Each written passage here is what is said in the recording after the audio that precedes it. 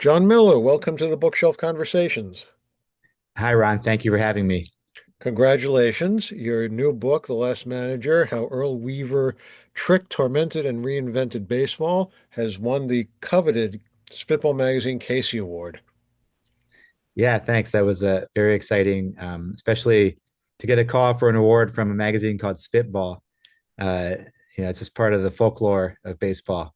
Uh, So the first question I have is, well, the first question I'm going to ask is why Earl Weaver? After all this time, he's not been with us for a while, and he's been out of the game for a good almost 40 years. So what was your fascination with him to make you write a book? I grew up overseas as an Orioles fan. My parents are musicians who moved to Belgium in the 70s. So I grew up going to school in French, but having this love of baseball that was kind of, in my own mind and reading books in the 80s. And the Orioles had been an incredible team for the 20 years before I became a fan. I became a fan around 1986, 87. They started being really bad. In 1988, they lost their first 21 games. And the Earl Weaver was kind of a representative of this era where they were the best team in baseball. And so I would read these books about Earl Weaver. I read his memoir when I was 10 or 11 and was just fascinated by the voice and by the uniqueness of the character. This is a very funny, very smart person, obviously. And as I became more of a baseball player and coach myself, I started reading him more also as a baseball coach, like somebody who had a bunch of ideas and strategies that he put into place. And I became fascinated by if they worked or not, and what was the real reason for the Orioles being that good in the 70s. Was it Earl Weaver? Was it something else? Was it luck? And then when he died, I was on staff at the Wall Street Journal and I was covering the steel industry in Pittsburgh. But people knew I was an Orioles fan, an Orioles or a Weaver expert, basically. And they asked me to write his obituary. And I was writing the obituary. I thought, Moneyball talks about Earl Weaver. All these books and magazine articles talk about how Earl Weaver was an early prophet of analytics, but nobody's done a book since analytics became a big thing, since Moneyball, about Earl Weaver, about where he came from, what his origin story was. And there've already been, there are already four books by or about Earl Weaver, and so I knew I had to find new stuff, and so that's what set me on the path. But the question that you asked, I mean, that's what a lot of agents rejected the idea when I first approached them, and it took me 6 months of failing to sell the book because people said, well, we already know Earl Weaver. Like, what is there new to say about Earl Weaver? I'm curious, growing up where you did, was it easy to find books on baseball in English? No, people sent me.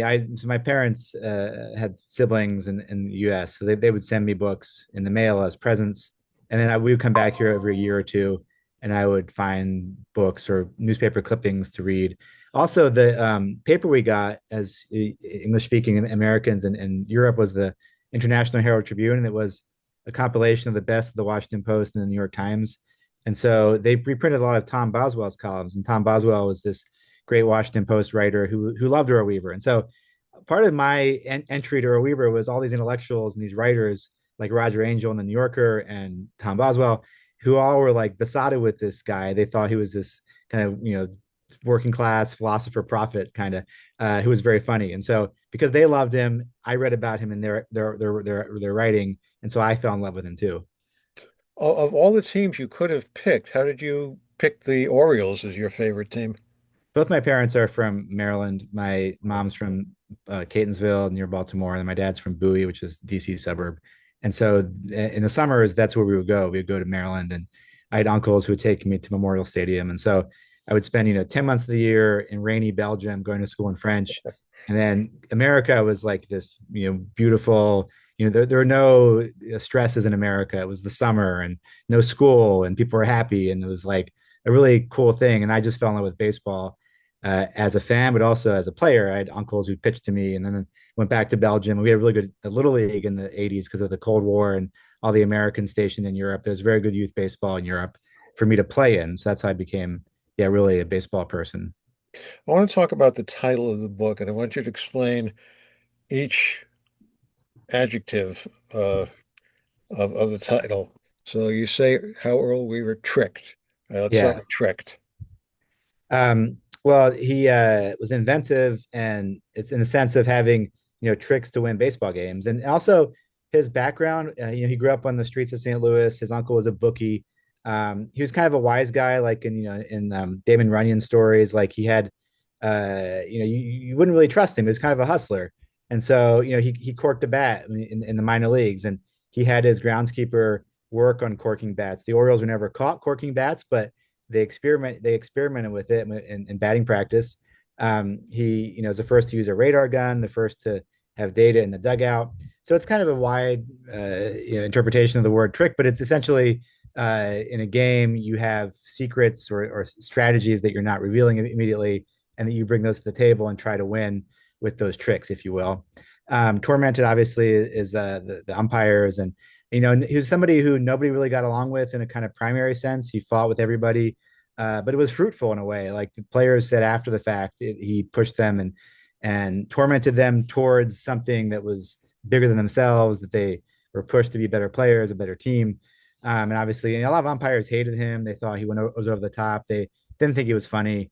Um, but that was just part of who he was, and he was a complicated guy who had a lot of darkness to him too. I mean, there's violence, and his uncle was a mobster, and I think probably beat him up. And he didn't come from a very happy place. So he had an alcohol problem, and he was tormented himself. And then Reinvented. I mean, he really was somebody who changed the way baseball is seen and watched and analyzed and played. And as I write in the book, nowadays they basically hire managers who think like Earl Weaver. You program computers to think like Earl Weaver.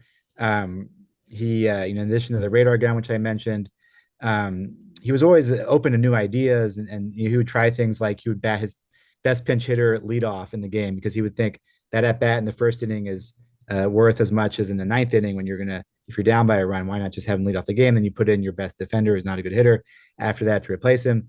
And not all these ideas stuck. I mean, that idea doesn't work anymore because everybody carries 12 or 13 pitchers, but he just tried everything. And so he tried everything, and a lot of things did kind of stick, like his hatred of the bunt eventually. That's become basically part of the common belief system of baseball people. The radar gun obviously is there to stay, other kinds of technology.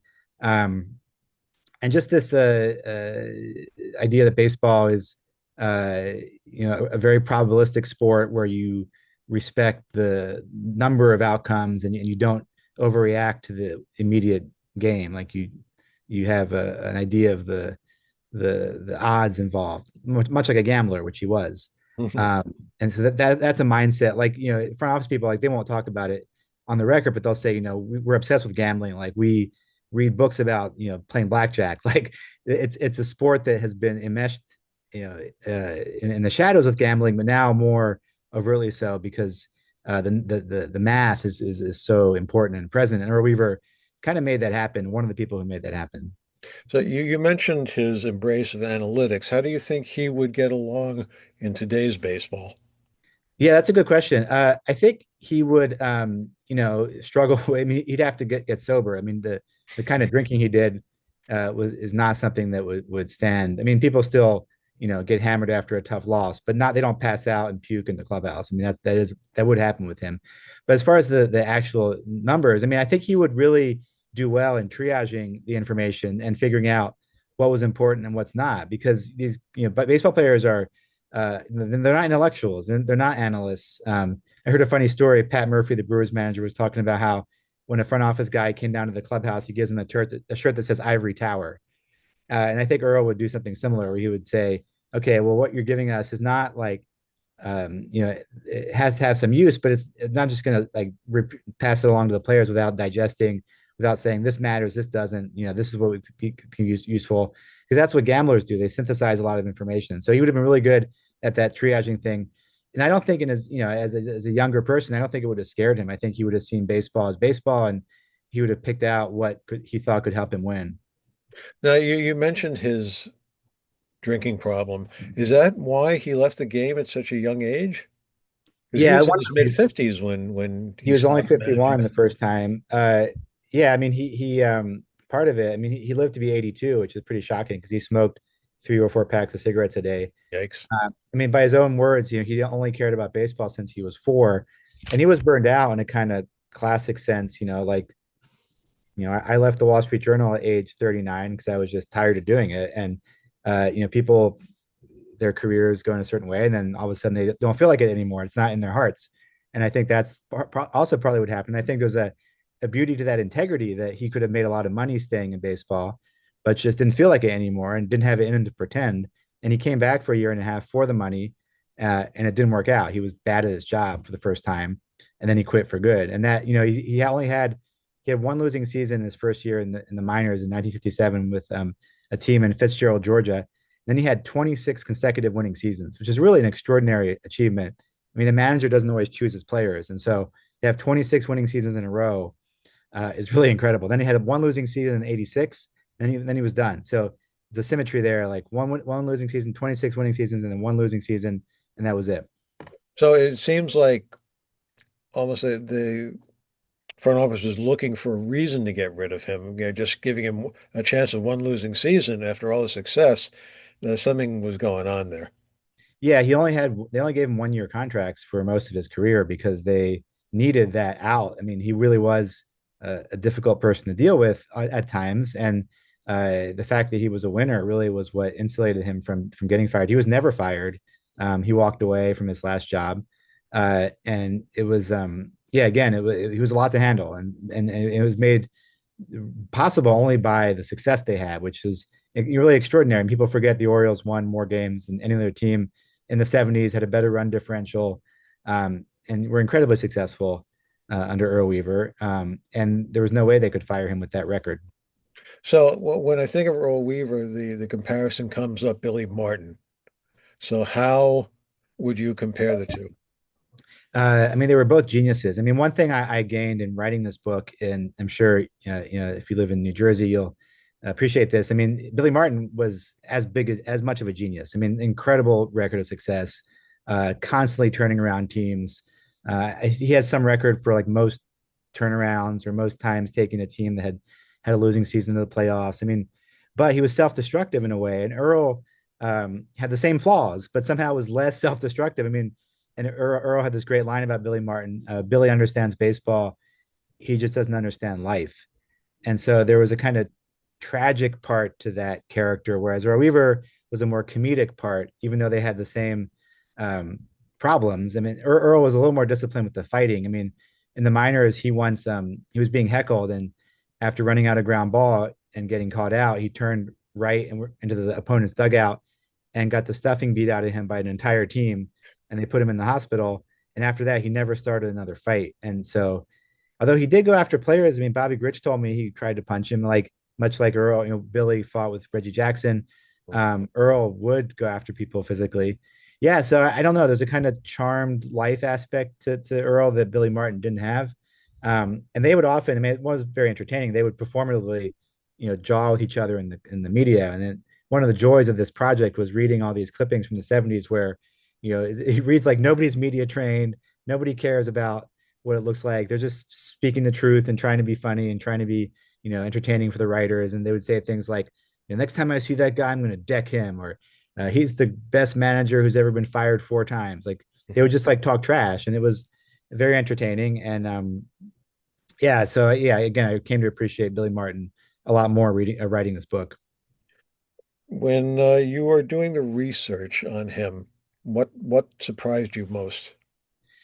I mean, I knew that he came from a poor background, but the uncle who was the mobster and who, um, uh, was a violent person who shot his wife once during a drunken quarrel, who was doing hits for affiliates of Al Capone's mob. The violence of that background, and then just how much gambling was a part of baseball culture in the 40s. I mean, baseball has this narrative that you have the Black Sox scandal and Pete Rose, and in between, like things were relatively clean, but it's not really true. There was gambling at every game. There was prop bets. You could bet on pitch counts. You could bet on run differential, all kinds of things through bookies like Earl Weaver's uncle. And so the presence of gambling, the I mean, I knew baseball uh, has been a bigger part of American culture than it is now. But the ubiquity of baseball in American life in the 40s, I mean, St. Louis had 89 baseball fields, and there was baseball in every neighborhood every day. And so Earl Weaver would walk out his front door, I mean, same in New York City or on the East Coast. Like you walk out your front door and just see baseball. There'd be kids playing baseball at all time, all hours of the day. And Earl Weaver's dad ran a baseball team where he put an ad in the paper and said, need a shortstop, and he'd recruit players and they'd play all summer. And so and then there were 500 minor league teams that were functional going concerns in the late 40s, and every town had a team, and you'd walk out your front door and go to the ballpark. And so I knew sort of the vague outlines of this, reality of American life, but I didn't realize how big a presence baseball was, and how it dominated the culture. And that explains why Earl Weaver was a national celebrity in the 70s that transcended baseball, where he was a Playboy Interview of the Month the same year as Gabriel Marquez, who just won a Nobel Prize for Literature, and Ansel Adams and Ted Turner, these really big cultural celebrities. That's how famous he was. And then I didn't really know much about him as a player, and I didn't really realize he was a pretty successful player, where he was called a jewel in the system, a gem. He was team MVP his first 4 years in the minor leagues. He was really good, and by the standards of the time, probably should have gotten a shot at the major leagues. I mean, baseball had recently been integrated, so as more black players came in, they were going to push out marginal players like Earl Weaver. So he wasn't destined for a great major league career, but he probably did deserve a shot. But he was also very self-destructive, and at that time started drinking more when he could have had a shot. And that was, as a baseball, I coach high school baseball at the biggest public school in Pittsburgh right now, and I'm very fascinated by how baseball is taught. And so I was able to track down Earl Weaver's high school coach's son, who gave me practice plans from the 40s. And so I was surprised by how good the practices were run, and the structure of youth baseball, amateur baseball in the 40s. And so that was a big surprise. And really the main sort of fruit of my learning was reading about how he learned to play high school baseball in the 40s in St. Louis. If you had to do this book again, would you do anything differently? That's a good question. I read it, I dip into it from time to time, and I think just write through it another 10 times, and just there's turns of phrase, and every writer just thinks I could do this better if I had another chance. The first four chapters I think are really really good, and I wish the rest of the book was that tight. Like I feel like there's just parts where I an adverb or whatever, just writerly things I wish Well, I could write a bit better. I would maybe add a beat about his life after he retired. There's not much in there. I'd had a chapter that was focused a lot around his grandson, who's this character I kind of love named Clownvis. He has an act in St. Louis. He's half clown, half Elvis. And I thought he was a riot. And so I wrote a chapter about his life after baseball, where a lot of it was about Clownvis, and the publisher was not that into it. So they asked me to cut it, and that was fine. But I could have maybe weaved in more about, he think he had a heart attack in the late 90s, and that's not in the book. And just a few more things about his life after he retired. But at the same time, it's not that interesting. I mean, he would show up at Orioles functions, and he would often, be drunk, and then he'd have to go on stage and make a speech, and he'd be great at the speech, and then come off the stage and so be drunk again. So they were kind of tired of dealing with him. And so yeah, stories like that, but it was hard to do it in a nuanced way. So I ended up he just sort of skips from his Hall of Fame in '96 to his death, basically.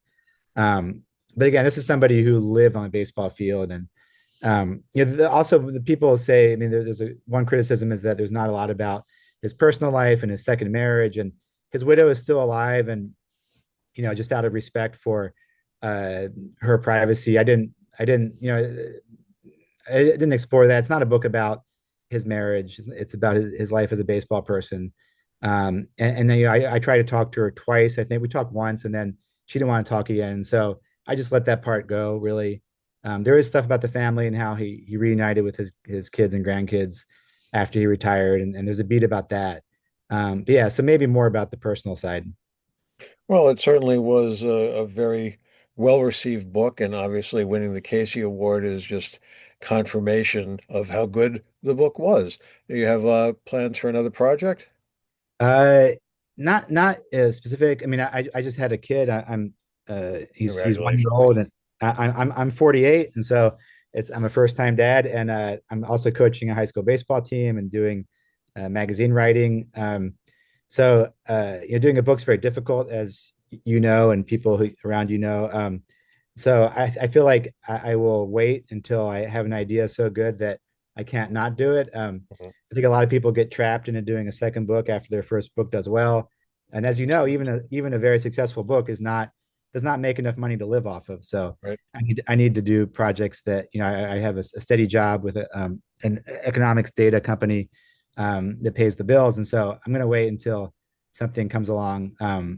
But I'm very lucky. I feel very it's been a real blessing to do a book that has been this well received, and I really didn't expect it because I knew a little bit about books usually don't get this much attention. So I feel very lucky that it's worked out. And I was coaching third base when they called to say it had made the Times bestseller list, and so then I was sort of weepy, and I was trying to tell my players like, guys, I just got this phone call, my books on the New York Times bestseller list, and they don't read books, but they sort of knew it was a big deal. So it was fun to have them to share that with them.